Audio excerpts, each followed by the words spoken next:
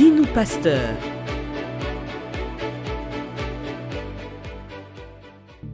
Bien-aimés, shalom, bienvenue à ce nouveau numéro de Dis-nous pasteur.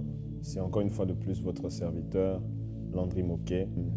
Je voudrais que nous puissions parler sur l'influence du Saint-Esprit. Mais avant cela, permettez-moi d'établir une vérité par rapport à l'influence. C'est quoi l'influence?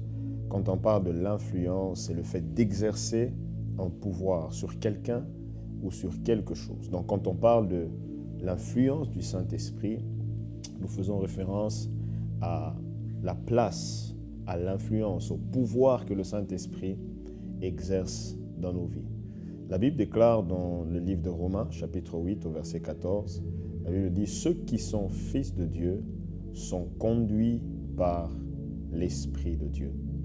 Et donc, quand on parle d'être influencé par le Saint-Esprit, c'est le fait d'être conduit par le Saint-Esprit. Et le terme qui est traduit par le fait d'être conduit, c'est le terme qui veut tout simplement exprimer le fait d'être mis en laisse, un peu comme un animal de compagnie, n'est-ce pas? Ça veut dire tenir en laisse. Ça veut dire que c'est Dieu qui conduit, c'est lui qui dicte la marche à suivre, c'est lui qui dicte la voie à suivre. Lorsque nous analysons les Saintes Écritures, nous rendons compte que Dieu attend de son peuple qu'il ait cette dépendance à Dieu, n'est-ce pas? Par exemple, il dit « Je te conduirai, je te montrerai le chemin à suivre, je t'enseignerai ». Et donc Dieu veut influencer notre vie et la manière ou la personne par laquelle Dieu influence la vie de chaque chrétien, c'est le Saint-Esprit. Je disais donc que l'influence est le fait d'exercer un pouvoir sur quelqu'un. Et donc, vous allez vous rendre compte qu'il y a plusieurs sources d'influence, plusieurs sources qui influencent les hommes.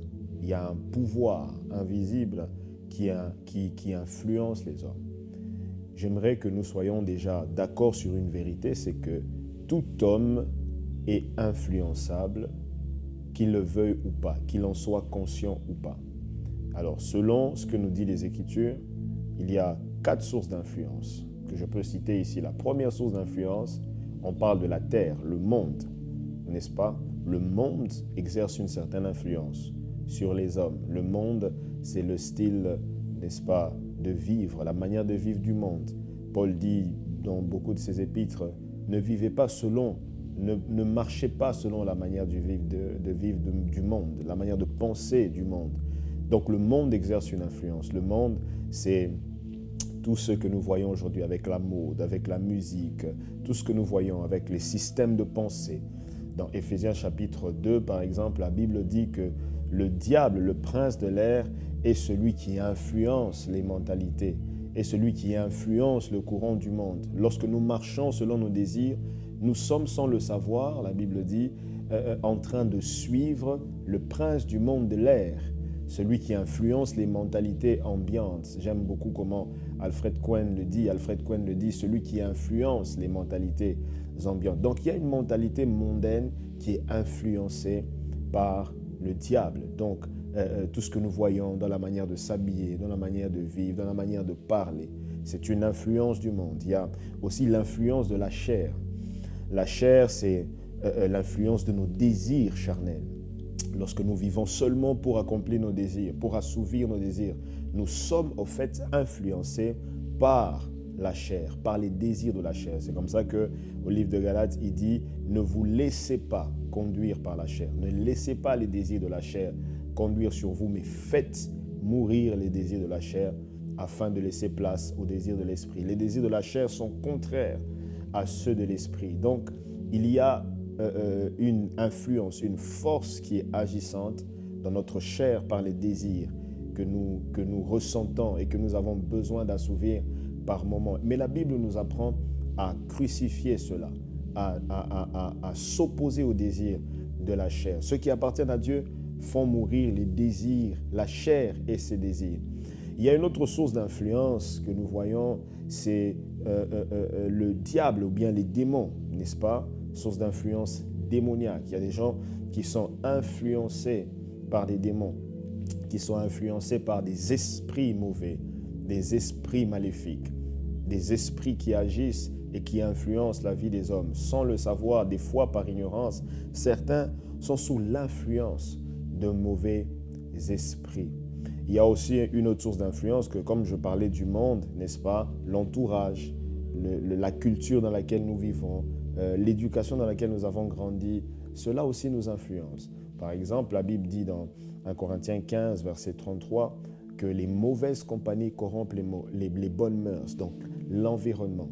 Dans le psaume 1er, il dit « Heureux l'homme qui ne marche pas selon le conseil des méchants, qui ne s'assoit pas avec les pécheurs et qui ne s'arrête pas sur la voie des moqueurs. » Vous voyez? Donc on parle là encore une fois de plus de l'influence que peut avoir l'environnement.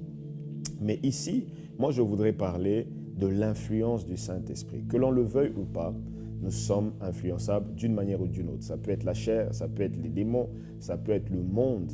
Mais ici, j'aimerais nous inviter en tant qu'enfants de Dieu à rechercher à être influencés par le Saint-Esprit.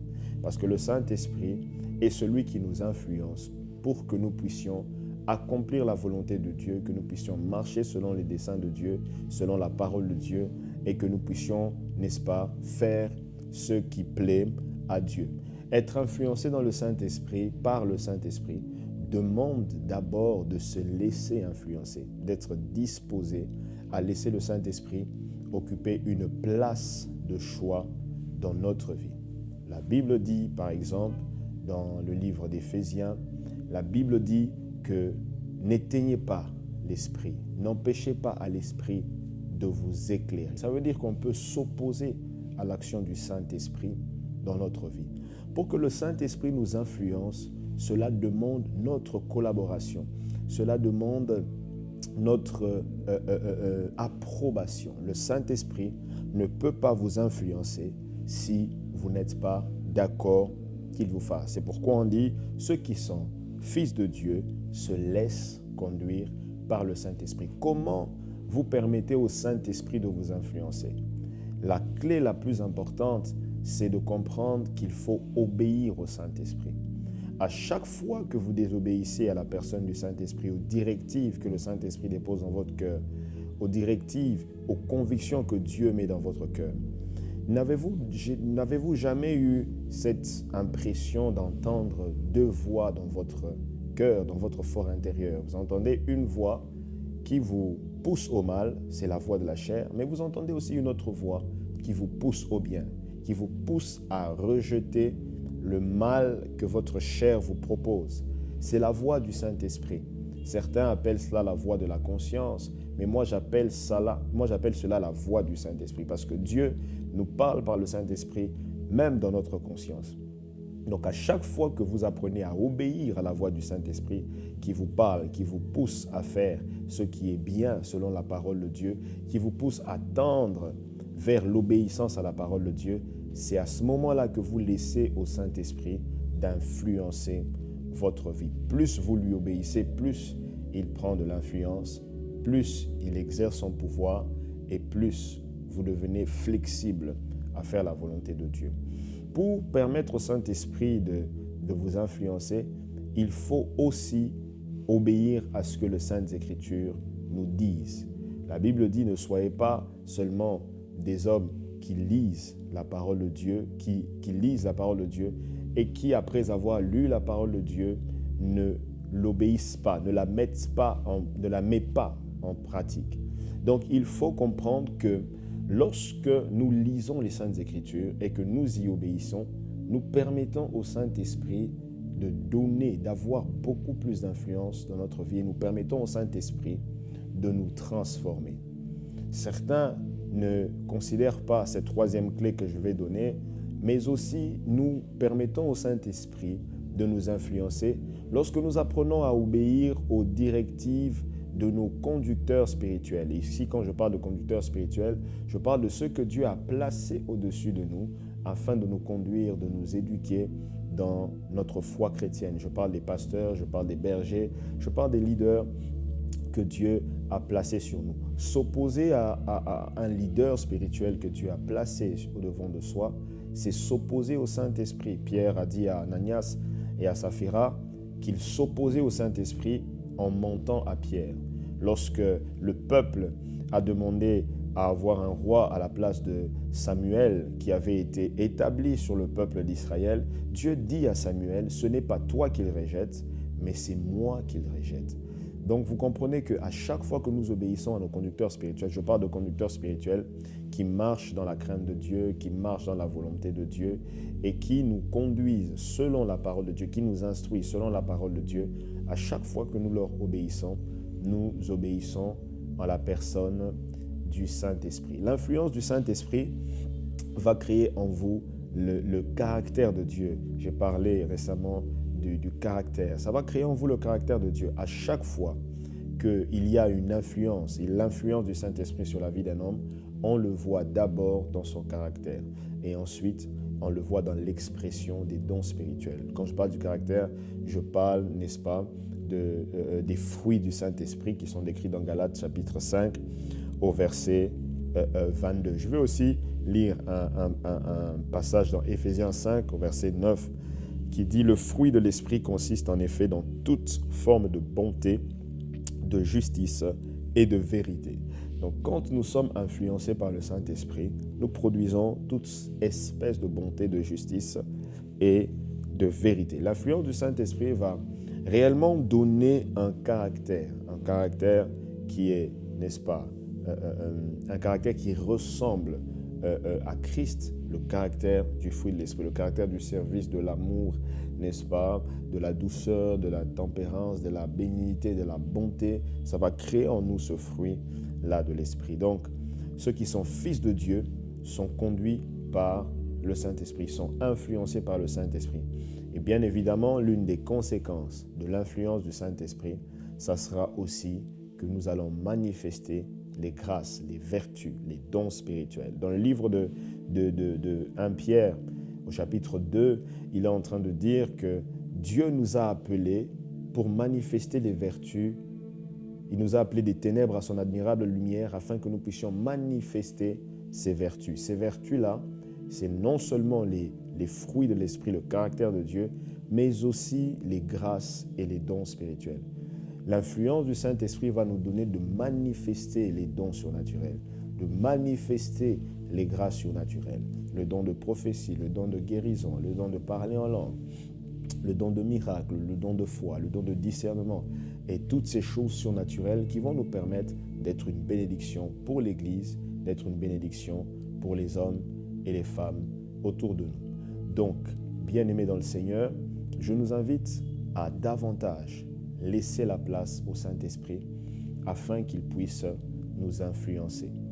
Pour que nous puissions le faire, il faudrait tout simplement une bonne disposition de cœur, apprendre à obéir aux directives du Seigneur par la conviction intérieure, par la parole de Dieu, par les exhortations et les enseignements que nous recevons, mais aussi il faudrait que nous puissions apprendre à chercher la face du Seigneur, à demander au Seigneur de nous influencer dans la prière, et je crois que Dieu ne cessera de le faire. Voilà, j'espère que ce numéro vous a béni, que Dieu vous bénisse. Nous allons prier ensemble. Seigneur, je prie pour mes bien-aimés, afin que tu puisses accorder à chacun d'entre nous d'être influencé par le Saint-Esprit. Que la puissance de Dieu se déploie, se déverse dans la vie de tout un chacun. Et que les cœurs soient disposés davantage à laisser l'Esprit les conduire pour manifester l'œuvre de Dieu. La Bible dit, le monde attend avec un ardent désir la manifestation des enfants de Dieu.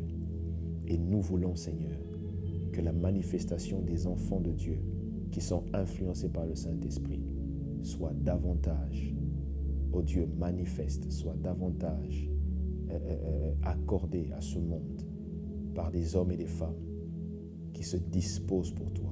Bénis tout un chacun et laisse que l'influence de l'Esprit entre dans la maison et dans la vie de tout un chacun. Au nom de Jésus, nous avons ainsi prié. Amen. Que Dieu vous bénisse et à la prochaine.